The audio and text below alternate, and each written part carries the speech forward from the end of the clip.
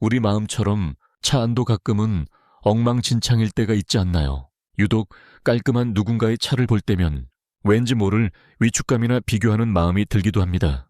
나는 왜 저렇게 못할까 하는 자책감에 빠지기도 하고요.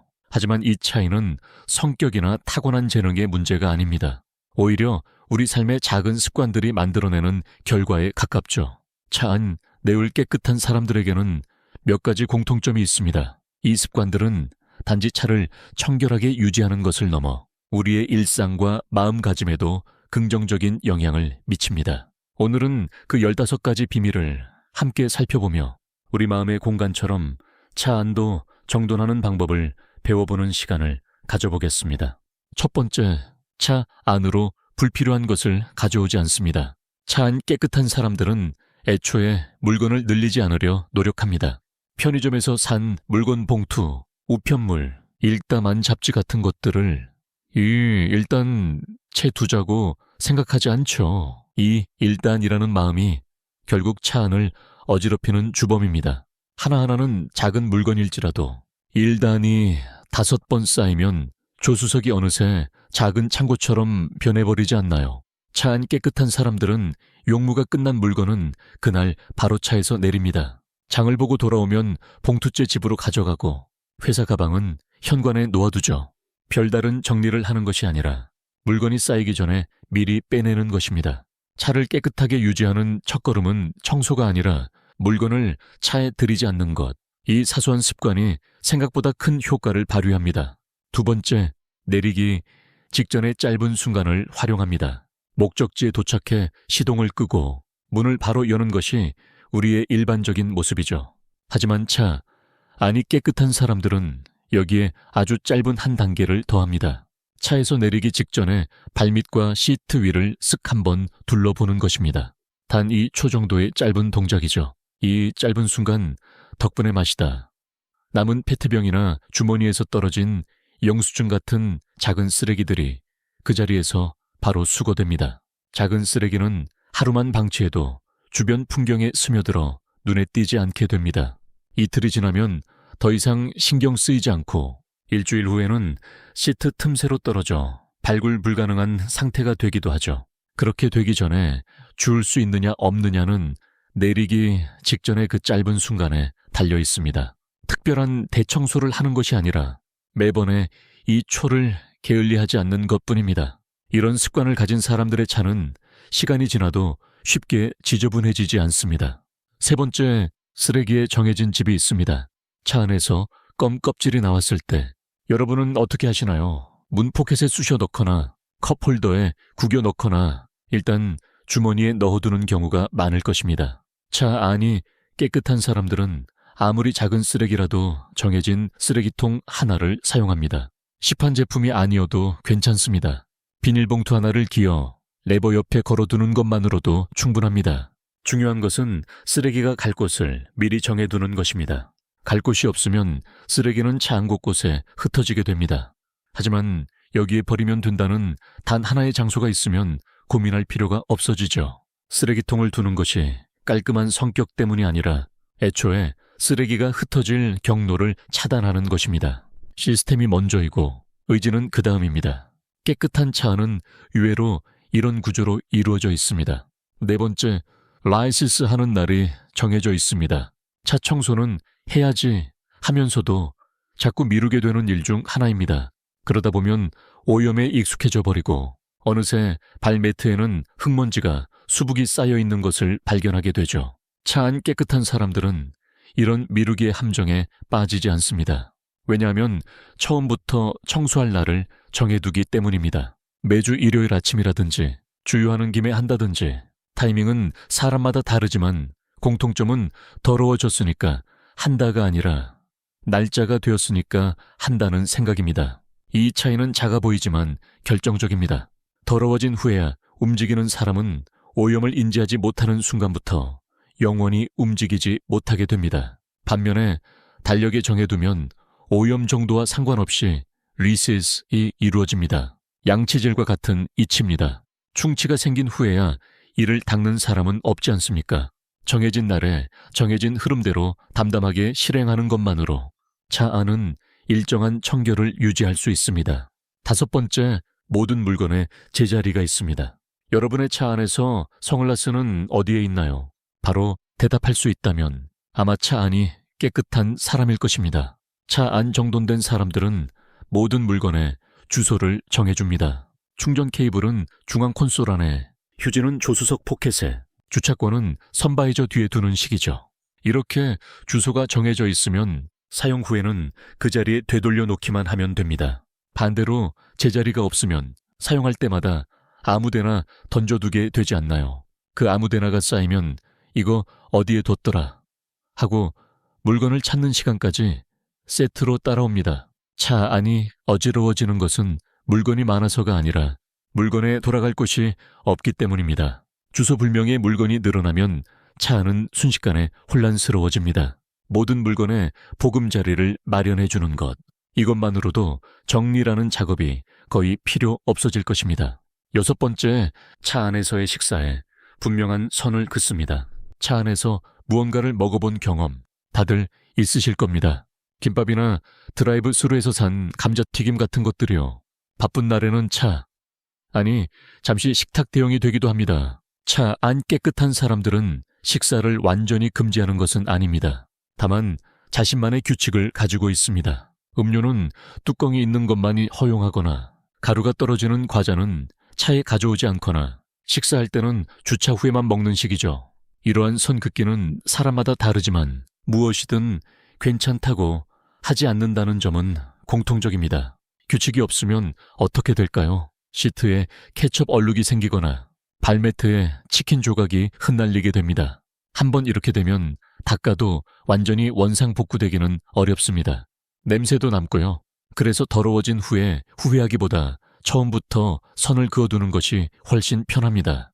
느슨하더라도 자신만의 식사 규칙을 하나쯤 가지고 있는 것, 이것만으로도 시트의 수명이 상당히 달라질 것입니다. 일곱 번째, 청소 도구가 바로 손에 닿는 곳에 있습니다. 오염을 발견한 순간 바로 손이 닿는 곳에 도구가 있다는 것은 작지만 엄청난 차이를 만듭니다.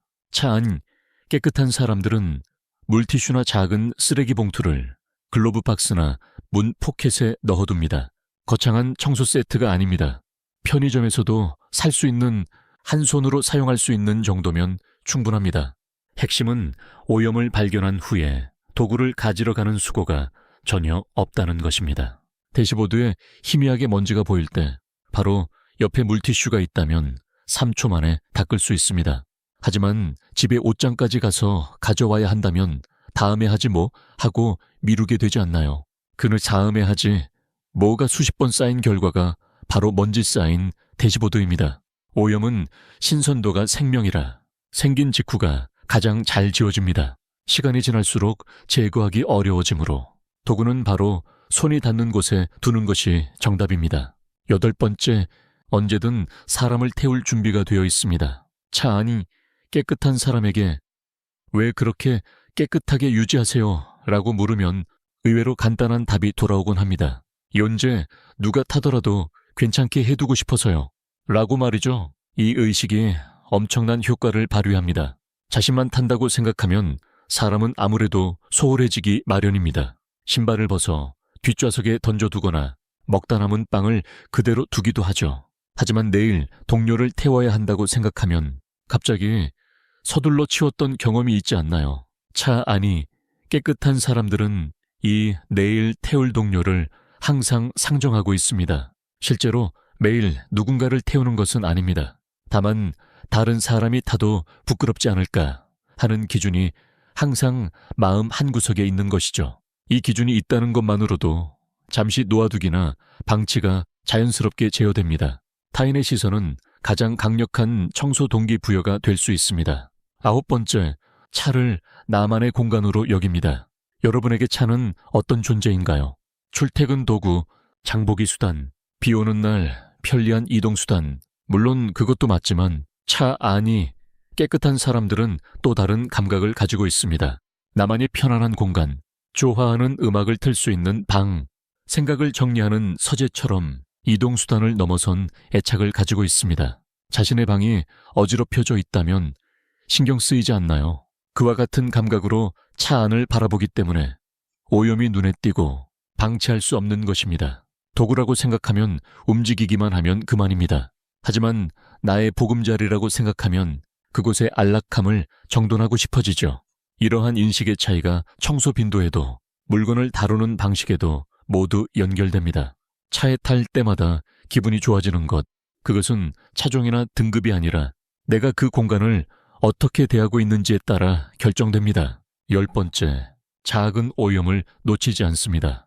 창문 가장자리에 희미하게 남은 지문, 에어컨 송풍구에 쌓인 먼지, 컵홀더 바닥에 물때, 이런 작은 오염들, 여러분은 신경 쓰이시나요? 차 안 깨끗한 사람들은 이런 사소한 오염에 즉각적으로 반응합니다. 결벽증이 있는 것은 아닙니다. 다만 시야에 들어오면 신경 쓰이고, 신경 쓰이면 내버려 둘 수 없는 것이죠. 이 내버려 둘 수 없다는 마음이 가장 큰 포인트입니다. 대부분의 사람들은 오염을 인지하고는 있습니다. 하지만 다음에 하지 뭐 하고 미루게 되죠. 그 다음에는 대부분 오지 않습니다. 그리고 작은 오염이 서너 개 늘어나는 사이에 차 안 전체가 어딘가 모르게 지저분한 인상이 됩니다. 오염은 하나씩은 별것 아니어도 모이면 공간의 분위기를 바꾸는 힘을 가지고 있습니다. 그렇기 때문에 한두 개 단계에서 바로 닦아낼 수 있느냐, 없느냐가 갈림길이 됩니다. 빨리 대처할수록 수고는 덜 드는 법. 이것은 청소의 철칙이죠. 11번째, 수납 공간을 과하게 늘리지 않습니다. 차 안을 깨끗하게 하고 싶을 때 무심코 수납용품을 더 사고 싶어지지 않나요? 시트 등받이 포켓, 선바이저용 카드 홀더, 틈새에 끼우는 사이드 트레이 등 편리해 보이는 물건은 세상에 얼마든지 있습니다. 하지만 차 안이 깨끗한 사람들은 이런 유혹에 쉽게 넘어가지 않습니다. 왜냐하면 수납할 곳이 늘어나면 물건도 늘어난다는 것을 경험적으로 알고 있기 때문입니다. 포켓이 있으면 무언가를 넣고 싶어지고 트레이가 있으면 일단 놓아두게 됩니다.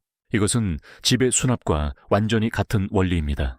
옷장을 늘려도 방이 정리되지 않는 사람이 있지 않습니까? 수납 공간은 많으면 많을수록 안심이 되지만 동시에 물건을 쌓아두는 핑계가 되기도 합니다. 차 안 깨끗한 사람들은 수납 공간의 수를 최소한으로 제한함으로써 물건의 총량 자체를 조절하고 있습니다. 덧셈보다 뺄셈, 이것이 차 안 정리의 본질입니다. 12번째, 애초에 짐이 적습니다. 차 안이 깨끗한 사람들의 소지품을 보면 놀라울 정도로 간소한 경우가 많습니다. 가방은 하나, 내용물도 최소한만 가지고 다니는 타입이 많죠. 생각해보면 당연한 이야기입니다. 차에 탈 때 짐이 적으면 차 안에 흩어질 물건도 적을 수밖에 없습니다. 스마트폰, 열쇠, 극단적으로 말하면 이 세 가지만 있으면 외출할 수 있습니다. 물론 직업이나 상황에 따라 소지품은 달라지겠지만 불필요한 물건을 가지고 다니지 않는다는 전제가 있으면 차에 불필요한 것들이 흘러들어올 가능성이 낮아집니다. 짐이 많은 사람들의 차는 뒷좌석이나 트렁크가 제2의 창고가 되기 쉽습니다. 혹시 몰라서 가지고 다니자는 혹시 몰라서가 10번 쌓이면 훌륭한 어지럼증이 됩니다. 여기서 주목할 점은 짐이 적은 사람은 출발 전 준비도 빠르다는 것입니다. 소지품의 중요도를 판단하는 데 익숙하기 때문에 척척 골라 빠르게 나설 수 있습니다. 물건이 적으면 움직임까지 가벼워지는 법이죠. 차 안의 청결함은 그 사람의 민첩함과도 직결되어 있습니다. 짐의 양과 차 안의 깨끗함은 거의 비례한다고 할 수 있습니다. 그런 의미에서 차 청소는 차에 타기 전부터 시작된다고 할 수 있습니다. 13번째, 매번의 작은 수고를 아끼지 않습니다. 차 안이 깨끗한 사람들은 매번 대대적으로 청소하는 이미지가 있지 않나요? 사실 그렇지는 않습니다. 그들이 하는 일은 출발 전에 대시보드를 손바닥으로 쓱 한번 쓸어주거나 주차한 후에 발매트의 흙먼지를 가볍게 털어주는 것과 같이 한 번에 길어야 1분 정도의 동작들입니다. 하지만 이 1분을 매일 하는 사람과 전혀 하지 않는 사람 사이에는 한 달 후 엄청난 차이가 벌어집니다. 1분의 누적은 30일이면 30분, 대청소 한 번에 해당합니다. 게다가 매일 조금씩 손을 대고 있기 때문에 오염이 축적될 틈이 애초에 없습니다. 대청소가 필요한 상태라는 것은 매일의 작은 수고를 게을리한 결과라고도 할 수 있습니다. 한꺼번에 몰아서 하는 것보다 조금씩 꾸준히 하는 것, 운동과 마찬가지로 매일의 가벼운 부하가 결국 가장 효과적입니다. 그리고 이 1분이 정말 현명한 것은 심리적 부담이 거의 연기라는 점입니다. 1분이라면 무거운 몸을 일으킬 필요조차 없습니다. 앉은 채로, 선 채로, 덤으로 할 수 있습니다. 노력하고 있다는 자각조차 없는 사이에 차 안은 깨끗하게 유지됩니다. 이것이 가장 이상적인 상태라고 할 수 있습니다. 14번째, 규칙을 함께 공유합니다. 내가 아무리 신경 써도 동승자가 제멋대로 행동하면 차 안은 순식간에 지저분해집니다. 차 안이 깨끗한 사람들은 이 점을 정확히 알고 있습니다. 그래서 가족이나 친구들에게도 간단한 규칙을 전달합니다. 쓰레기는 이 봉투에 넣어줘.